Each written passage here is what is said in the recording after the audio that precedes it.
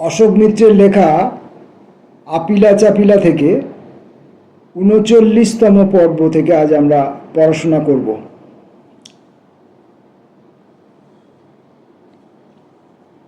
রাজ্যসভার প্রথম বছরটি অন্তত তত খারাপ লাগেনি।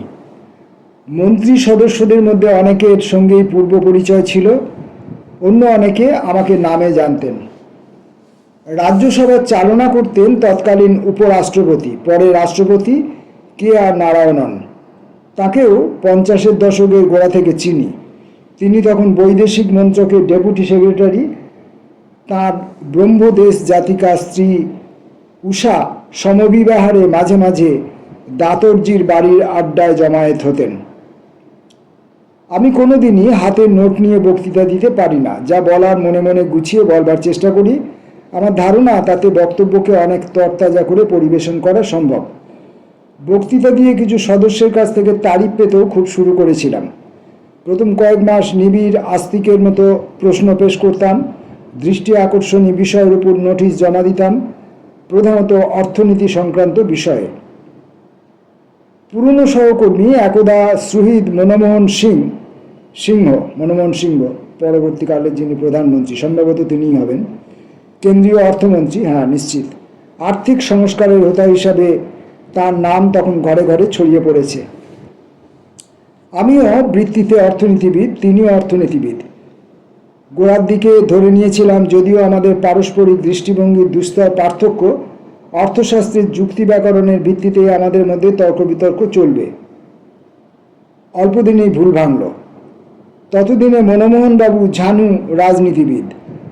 অর্থনীতিগত কোনো সমস্যার প্রসঙ্গ তুললে জবাবে তা এড়িয়ে গিয়ে তার রাজনৈতিক ঝোঁক প্রকট থেকে প্রকটতর। সৌজন্যে ভেসে গিয়ে কি লাভ? বিবমিশা উদ্রেক করত তার স্বভাব ভীরুতা, যাকে অনেকে বিনয় বলে ভুল করতেন। মনমোহন যখন যোজনা কমিশনে, তখন থেকেই লক্ষ্য করছিলাম নেহেরু পরিবার সম্পর্কে তার অন্ধ বিদূষণার প্রবণতা। সর্বাধিক জাগতিক সাফল্য তার সেই অপগুণে মরচে পড়েনি। তবে এতদিনের চেনা জানা প্রথম বছরটিতে তাই রাজনীতি অর্থনীতির আড়াআড়ি সত্ত্বেও আমাদের ব্যক্তিগত সম্পর্কে চির ধরেনি। কিন্তু তার সংকল্প সংস্কারের রথ অপ্রতিহত গতিতে চালিয়ে যাওয়া। তাই একটির পর একটি বিরাষ্ট্রীকরণের খসড়া আইন অর্থমন্ত্রী কর্তৃক সংসদে পেশ করা হচ্ছে। স্টেট ব্যাংক সংক্রান্ত আইন, অন্যান্য ব্যাংক সংক্রান্ত আইন, বিমা বিজাতীয়করণ বিল, বাজেট বিল, বিদেশি বিনিয়োগ ভিক্ষা ইত্যাদি। মনমোহনের কার্যাবলীর বিরুদ্ধে আমার প্রতিবাদের স্বর ক্রমশ ধৈবত থেকে আরও উচ্চগ্রাম হলো। কাছের মানুষ ছিলাম, দূরে সরে এলাম। মনমোহনের একটি বিশেষ আচরণ অত্যন্ত ব্যথিত করেছিল। ওজনদার শিল্পপতি ব্যবসায়ীরা বিভিন্ন বাণিজ্যিক ব্যাংক থেকে দেদার ঋণ গ্রহণ করেন, কিন্তু ফেরত দেবার নামটি নেই। ক্ষমতাসীন রাজনৈতিক নেতাদের সঙ্গে তাদের দহরম মহরম, ব্যাংক কর্তাদের ঘাড়ে কটা মাথা যে তাদের উপর হম্বিতম্বি চালায়। ইতিমধ্যে রিজার্ভ ব্যাংক থেকে একটি প্রতিবেদন তৈরি করা হয়েছিল, তথ্যে টইটম্বুর। বিভিন্ন ব্যাংকে এক একটি টাকার উপর ঋণবদ্ধ ব্যক্তি এবং সংস্থার বিশদ তালিকা। তাদের অদেয় ঋণের সামগ্রিক পরিমাণ দেখা গেল 50,000 কোটি টাকা ছাড়িয়ে গেছে, যা হালে 1 লক্ষ কোটি টাকারও বেশি দাঁড়িয়েছে। কয়েকটি সংবাদপত্রে প্রতিবেদনটির অনুলিপি পৌঁছে গেছে, অথচ সংসদ সদস্যরা তার টিকিটটিও দেখেননি। টিকিটিও দেখেননি। অর্থমন্ত্রকের সঙ্গে সংশ্লিষ্ট সংসদীয় কনসালটেটিভ কমিটির বৈঠকে বিষয়টি উত্থাপন করলাম। বৈঠক চলাকালীনই অর্থ সচিবের সঙ্গে ক্ষণিক পরামর্শ আনতে প্রতিবেদনটি সংসদ সদস্যদের কাছে পেশ করতে অর্থমন্ত্রীর সম্মতি জ্ঞাপন। কমিটির সভায় ধন্যি পড়ল। মন্ত্রী অনেক বাহবা করলেন, কিন্তু দিন যায়, সপ্তাহ যায়, মাস যায়, ওই দলিলটি আর আমরা হাতে পাই না। অর্থমন্ত্রীকে চিঠি দিলাম, জবাব নেই। ফের চিঠি দিলাম। এবার কনসালটেটিভ কমিটির অন্য সদস্যদের কাছ থেকে সেই চিঠির প্রতিলিপি পাঠালাম। অর্থমন্ত্রীর নিস্তব্ধতা অটুট রইল। কমিটির পরের বৈঠকে অর্থমন্ত্রীকে চেপে ধরলাম। মনমোহন যেন আকাশ থেকে পড়া। কই, আমি এমন প্রতিশ্রুতি দিয়েছিলাম নাকি? মনে পড়ে না তো, হয়তো ভুল বোঝাবুঝি হয়েছে। আমি স্তম্ভিত। সেদিন বিকেলে সাংবাদিক সম্মেলন ডেকে মনমোহনকে তুলোধনা করেছিলাম। যে অসাধু বড়লোকরা 1,00,00,000 টাকারও বেশি ব্যাংকগুলি থেকে ধার নিয়ে ফেরত দেয়নি, তাদের নাম প্রকাশ করতেও কেন্দ্রীয় অর্থমন্ত্রীর অনীহা, শ্রেণীস্বার্থ। অথচ এই টাকার অর্ধেক ফেরত এলেও রাষ্ট্রায়ত্ত ব্যাংকগুলির আর্থিক সচ্ছলতায় প্রত্যাবর্তন ঘটত এবং তেমনটা হলে আর হাজার হাজার ব্যাংক কর্মচারীকে ছাঁটাই করার অজুহাত অনুপস্থিত থাকত। সংসদের হালচাল, কেন্দ্রীয় সরকারের আচার আচরণ, নতুন দিল্লির আবহাওয়ার সঙ্গে লেপ্টে থাকা মসৃণ পরিতৃপ্তির পরিবেশ, সব কিছু নিয়ে আমার অনীহাবোধ গভীর থেকে গভীরতর। তা হলেও অস্বীকার তো করতে পারি না, এই নিরানন্দের মধ্যেও কয়েকজন সাংসদকে ব্যক্তিগত স্তরে পছন্দ করতাম। সবচেয়ে বেশি মনে পড়ছে প্রয়াত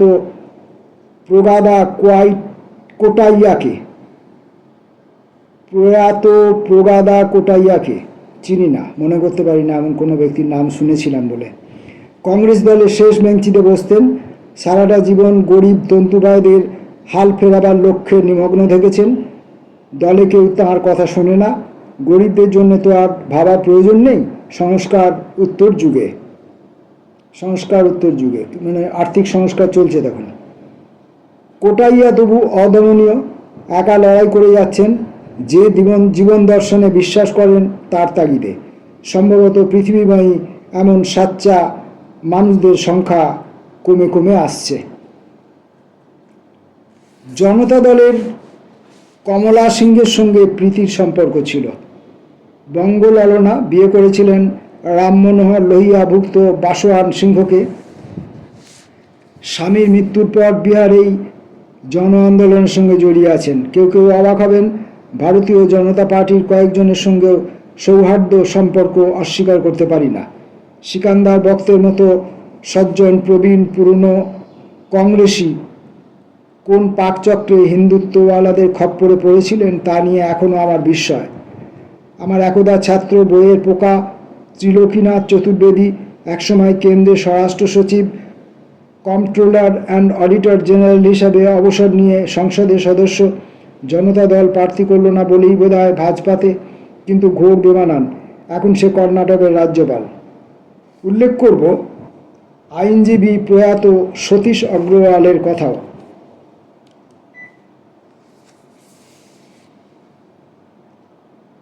জয়পুরের আইনজীবী, জনতা সরকারের আমলে কেন্দ্রীয় অর্থমন্ত্রকে রাষ্ট্রমন্ত্রী, ভদ্রতার সঙ্গে সততার মিশেল চরিত্রে। নারায়ণনের পর যিনি উপরাষ্ট্রপতি তথা রাজ্যসভার অধ্যক্ষ নির্বাচিত হয়ে এলেন, কৃষ্ণকান্ত। তাঁর কাছ থেকেও সুন্দর ব্যবহার পেয়েছি। বক্তৃতা ভালো লাগলে ডেকে প্রশংসা করতেন। এখানে ওখানে আমার লেখা পড়ে পছন্দ হলে তার উল্লেখও করতেন। তিনিও এখন প্রয়াত। যেমন প্রয়াতা সুশীলা গোপালন, কে গোপালনের জীবনসঙ্গিনী। আদর্শ নিষ্ঠার সঙ্গে ভারতের এমন সমাবেশ অতি বিরল। আরও দু একজনের কথা যোগ করি। গান্ধীবাদী নির্মলা দেশপাণ্ডের মতো সৎ স্পষ্টবাদিনী মহিলা কংগ্রেস দলে এখনও টিকে আছেন কি করে কে জানে। কী করেই বা ইন্দিরা গান্ধীর স্বেচ্ছাচারিণী ভূমিকার তারিফ করতেন একদা। রাজ্যসভায় মণিপুর থেকে নির্বাচিত সদস্য কুলবিধু সিংহের দেশপ্রেম এবং ন্যায়নিষ্ঠা মুগ্ধ করত। সমান পছন্দ করতাম বাবা সাহেব আম্বেদকরের নাতি প্রকাশ আম্বেদকরকে। সুন্দর বলিয়ে সুভদ্র আচরণ। তরুণতর বামপন্থী সাংসদদের মধ্যে সবচেয়ে পরিশ্রমী, সবচেয়ে আদর্শ, অবিচল, ইংরেজি হিন্দি বাংলা সব ভাষাতেই বলতে তুখর, সচ্ছল, কাজের মোহ ছেড়ে সক্রিয়ভাবে শ্রমজীবী মানুষের আন্দোলনে যোগ দেওয়া দীপঙ্কর মুখোপাধ্যায়কে। তার প্রতিভা ও অধ্যাবসায় তাকে অনেক দূর নিয়ে যাবে। বামপন্থী মহলের বাইরে ভারতীয় রাজনীতির সবচেয়ে বড় সমস্যা, দ্বিধাহীন কণ্ঠে বলছি, আকাট আদর্শহীনতা।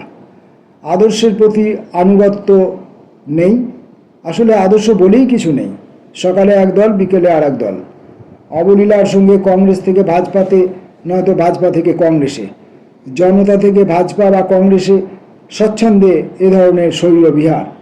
জাতীয় পর্যায়ে সবাই যেন মেনে নিয়েছেন এই আদর্শহীন বিবেকশূন্যতা, যেন এটাই নিয়ম। পরিণামে রাজনীতির সংজ্ঞা এখন নিছক ব্যক্তিগত লাভ ক্ষতির হিসেবে দাঁড়িয়ে গেছে।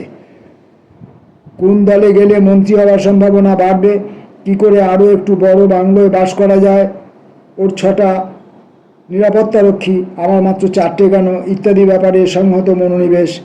কাকে খুশি করলে সরকারি পয়সায় ঘন ঘন বিদেশ সফরে যাওয়া যায় তা নিয়ে বিচিন্তা। রাষ্ট্রের সার্বিক মঙ্গল নিয়ে মাথা ঘামানোর আর প্রয়োজন নেই। রাজনীতিবিদের আধুনিকতম পরিশব্দ ধান্দাবাজ বা ফন্দিবাজ।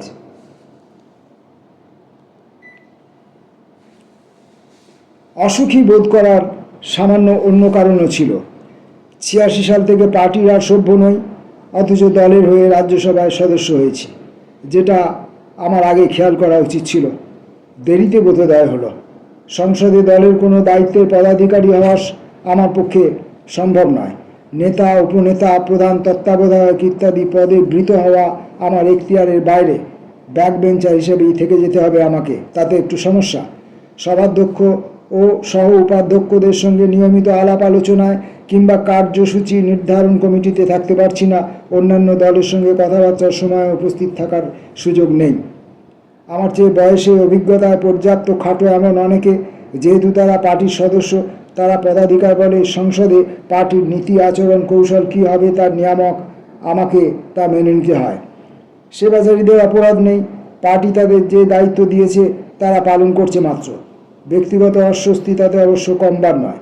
অর্থনীতি সংক্রান্ত নিয়মাবলী নিয়ে বক্তৃতা দিই, যখন বলি মোটামুটি সবাই মনোযোগ দিয়ে শোনেন, কিন্তু আমার যে মানসিক গঠন, শুধু অর্থনীতি কপচানোয় আনন্দ পাই না, ঈষৎ একঘেয়ে লাগে। একঘেয়েমি থেকে অবসাদ থেকে অন্যমনস্কতা। ধনবিজ্ঞানের বাইরেও আমার যে আরও অনেক দিকে আগ্রহ আছে, তা রাজ্যসভায় বিস্তৃত হয়ে থাকতে হয়। মাঝে মাঝে সন্দেহ উকি দিচ্ছিল, আমার তো তেমন সুনাম নেই। পার্টি লাইনের বাইরে ইতিউতি মন্তব্য করার নজির অতীতে স্থাপন করেছি। পার্টি নেতৃত্ব তাই হয়তো রাজনৈতিক বিষয়ের আলোচনা থেকে আমাকে দূরে সরিয়ে রাখতে চাইছেন। বাড়তি মুশকিল দেখা দিল যখন অর্থনীতি সংক্রান্ত বিষয়েও আমার বরাদ্দ সময়ের উপর কনিষ্ঠতর কারো কারো থাবা উদ্যত হলো। তবে অন্য কথাও বলতে হয়, আমাকে যে প্রদেয় মর্যাদা তা রীতিগত অসুবিধা হেতু পার্টি নেতৃত্ব দিতে পারছিলেন না, কিন্তু যথেষ্ট আকর্ষণীয় বিকল্প ব্যবস্থা করে দিলেন। যে 6 বছর রাজ্যসভায় ছিলাম, পার্টির সুপারিশে প্রায় 4.5 বছর সংসদের শিল্প সংক্রান্ত স্থায়ী কমিটির সভাপতি ছিলাম। শেষের বছরটা বাণিজ্য সংক্রান্ত স্থায়ী কমিটির সভাপতি। লোকসভা রাজ্যসভা মিলিয়ে স্থায়ী কমিটিগুলি সংগঠিত, বিভিন্ন দলের প্রতিনিধিদের যুক্ত করে কমিটিগুলির সভাপতির পদ বিভিন্ন দলের মধ্যে বন্টন করা হয় আনুপাতিক হিসাবে।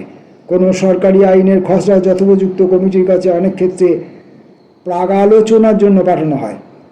অধিকন্তু কমিটিগুলির দায়িত্ব সংশ্লিষ্ট মন্ত্রকের আওতাভুক্ত যে কোনো সমস্যা নিয়ে আলোচনা করে প্রতিবেদন দাখিল করা। সেদিক থেকে দেখলে কমিটিগুলির সার্বভৌম অস্তিত্ব মন্ত্রকের রাজপুরুষদের আলোচনার জন্য তারা ডেকে পাঠাতে পারেন, যেমন ডাকতে পারেন যে কোনো সাধারণ নাগরিককে, অথবা শিল্প সংস্থা, বাণিজ্য সংস্থা, কৃষক সভা তথা শ্রমজীবী সংঘের প্রতিনিধিদের। প্রতিবেদন উভয় কক্ষে পেশ হওয়ার পর কমিটির সুপারিশ সমূহ সম্পর্কে সংশ্লিষ্ট মন্ত্রক মতামত জানাতে দায়বদ্ধ। কোনো সুপারিশ গ্রহণে সরকারের অসুবিধা থাকলে তার কারণ দর্শানো মন্ত্রকের দায়িত্বের মধ্যে পড়ে। তবে শেষ পর্যন্ত ইত্যাকার কমিটির প্রতিবেদন থেকে বিশেষ লাভ হয় বলে আমার অন্তত মনে হয় না। কারণ বহুবিধ। অধিকাংশ সদস্য কমিটির কাজে তেমন গুরুত্ব সহকারে মনোনিবেশ করেন না। কমিটি ভালো কিংবা কড়া কথা যাই বলুক না কেন, সরকার দায়সারা জবাব দিয়ে বেরিয়ে যেতে পারে। কারণ কমিটির সুপারিশ মানা না মানা সরকারের মর্জির উপর নির্ভরশীল। সরকারকে কাঠগড়ায় দাঁড় করাবার ক্ষমতা কমিটির নেই, তারা একটু আধটু চিমটি কাটতে পারে মাত্র। বিশেষত প্রথা দাঁড়িয়ে গেছে কমিটির প্রতিবেদন সর্বসম্মত হওয়া বাঞ্ছনীয়। যেহেতু উভয় কক্ষে আনুপাতিক সদস্য সংখ্যার ভিত্তিতে কমিটির সভ্য বাছাই করা হয়, প্রতিটি কমিটিতে সরকার পক্ষের অবধারিত সংখ্যাধিক্য। কমিটির সভাপতি যদি বিরোধী পক্ষীয় হন তাহলেও সভাপতিকে তাই সতর্কতার সঙ্গে কাজ করতে হয়। দেখতে হয় যে প্রতিবেদন তৈরি করতে হবে তা যেন যথাসম্ভব প্রত্যেক সদস্যের মন জুগিয়ে চলে। সরকার সম্পর্কে কড়া কথা বলতে হলেও একটু ঘুরিয়ে বলা শ্রেয়। সরকার পক্ষীয় কয়েকজন সদস্যের সঙ্গে আগে থেকে আলাপ করে প্রতিবেদনের খসড়া তৈরি করলে খাটাখাটির আশঙ্কা কম। এমন নয় যে সরকারি কাজকর্ম নিয়ে বিরূপ মন্তব্য সংযোজন করা হচ্ছে সম্ভব নয়, কিন্তু অনেক ক্ষেত্রেই মন্ত্রীদের বাঁচিয়ে বক্তব্য রাখা সমীচীন, নইলে সরকার পক্ষীয় সদস্যদের তাদের দলের কাছে দিতে হতে পারে। অবশ্য সরকার পক্ষ থেকে এমন কোনো সদস্য যদি কমিটিতে থাকেন যাদের মন্ত্রী হওয়ার স্বাদ অথচ হতে পারছেন না, কিংবা সংশ্লিষ্ট মন্ত্রীর সঙ্গে ব্যক্তিগত রেষারেষি চলছে, তবে অন্য কথা। তাহলেও সব মিলিয়ে অধিকাংশ কমিটির রিপোর্টই সাধারণত তেমন গভীরে পৌঁছয় না।